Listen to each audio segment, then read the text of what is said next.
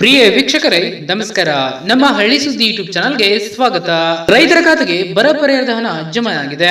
ನಿಮ್ಮ ಖಾತೆಗೆ ಜಮಾ ಆಗಿದೆಯಾ ಅಥವಾ ಇಲ್ಲವೋ ಎಂಬುದನ್ನ ಹೇಗೆ ಚೆಕ್ ಮಾಡುವುದು ಎಂಬುದನ್ನ ಈ ವಿಡಿಯೋದಲ್ಲಿ ಸಂಪೂರ್ಣವಾದ ಮಾಹಿತಿಯನ್ನ ತಿಳಿಸಿಕೊಡಲಿದ್ದೇವೆ. ಹೌದು, ವಿಡಿಯೋನ ಕೊನೆಯವರೆಗೂ ಸ್ಕಿಪ್ ಮಾಡದೆ ನೋಡಿ.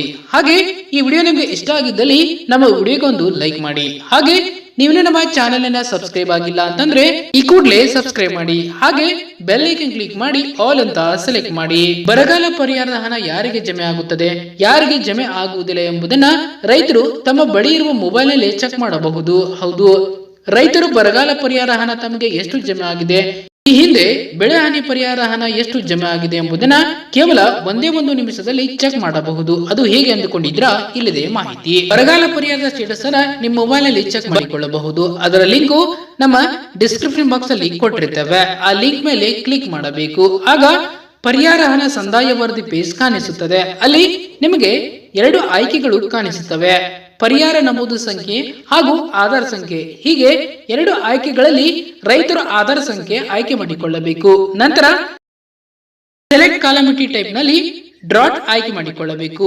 ನಂತರ ಸೆಲೆಕ್ಟ್ ಇಯರ್ ಟೈಪ್ ನಲ್ಲಿ 2023 ಮತ್ತು 24 ಆಯ್ಕೆ ಮಾಡಿಕೊಳ್ಳಬೇಕು.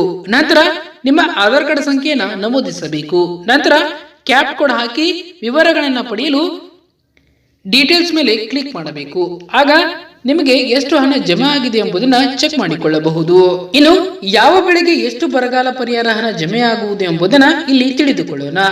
ಎನ್ಡಿಆರ್ಎಫ್ ನಿಯಮದ ಪ್ರಕಾರ 33% ಹೆಚ್ಚು ಹಾನಿಯಾದ ವಿಸ್ತೀರ್ಣಕ್ಕೆ ಪ್ರತಿ ಹೆಕ್ಟರ್ಗೆ ಪರಿಹಾರ ನಿಗದಿ ಮಾಡಲಾಗಿದೆ. ಹೌದು, ಪ್ರತಿ ಹೆಕ್ಟರ್ಗೆ ಮಳೆಯಾಶ್ರಿತ ಬೆಳೆಗೆ 8,500 ರೂಪಾಯಿ ಹಾಗೂ ನೀರಾವರಿ ಪ್ರತಿ ಹೆಕ್ಟರ್ಗೆ 17,000 ರೂಪಾಯಿ, ಬಹುವಾರ್ಷಿಕ ಪ್ರತಿ ಹೆಕ್ಟರ್ಗೆ 22,500 ರೂಪಾಯಿ ಪರಿಹಾರ ನಿಗದಿ ಮಾಡಲಾಗಿದೆ. ಹೌದು, ಇದರನ್ವಯ 2 ಹೆಕ್ಟರ್ ವರೆಗೆ ಮಾತ್ರ ಬೆಳೆ ಪರಿಹಾರ ನೀಡಲಾಗುತ್ತಿದೆ. ಬರ ಪರಿಸ್ಥಿತಿ ಹಿನ್ನೆಲೆಯಲ್ಲಿ ಕೇಂದ್ರ ಸರ್ಕಾರದ ಎನ್ಡಿಆರ್ಎಫ್ ಅನುದಾನದ ಅಡಿ ಬೆಳೆ ಹಾನಿ ಪರಿಹಾರ ಮೊದಲ ಕಂತಾಗಿ ಅರ್ಹ ರೈತರಿಗೆ ತಲಾ 2,000 ರೂಪಾಯಿ ಹಣವನ್ನ ಪಾವತಿಸಲು ತೀರ್ಮಾನಿಸಲಾಗಿದೆ.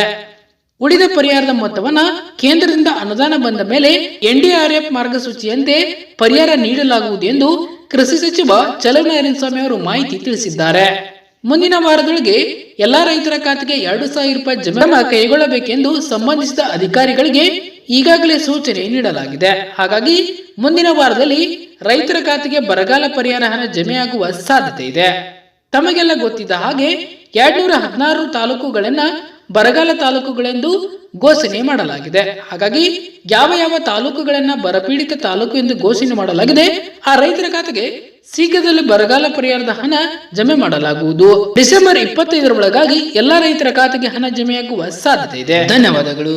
ಇದೇ ರೀತಿ ಹೆಚ್ಚಿನ ಮಾಹಿತಿಗಾಗಿ ನಮ್ಮ ಚಾನೆಲ್ ಅನ್ನು ಸಬ್ಸ್ಕ್ರೈಬ್ ಆಗಿ. ಹಾಗೆ ಬೆಲ್ ಐಕನ್ ಕ್ಲಿಕ್ ಮಾಡಿ ಆಲ್ ಅಂತ ಸೆಲೆಕ್ಟ್ ಮಾಡಿ.